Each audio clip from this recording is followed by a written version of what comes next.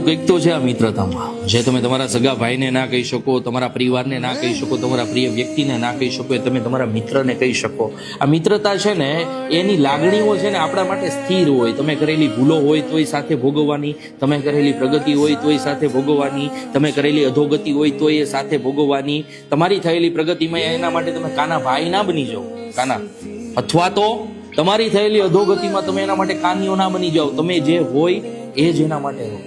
અને આ જ સાચી મિત્રતા છે. અહીંયા મીઠું મીઠું કંઈ ના આવે, અહીંયા ખાટું મીઠું બધું આવે. તમારી ભૂલોમાં ઝાપટી પડે અને તમારી પ્રગતિમાં એ ઝૂકીને કહે નહીં, આઈ પ્રાઉડ ઓફ યુ, તે કરીને બતાવ્યું. એ જ સાચી મિત્રતા છે. અને હું એ મિત્રતાને શ્રેષ્ઠ ગણું છું જે મને મળી છે. સમજવામાં બધાને વાર લાગે, બટ એ મિત્રતા શ્રેષ્ઠ છે. અને હું એવું ગણું છું કે ઘણા બધા લોકો આ મિત્રતાને મેળવવા માટે મથતા હોય છે. એમનું સપનું હોય છે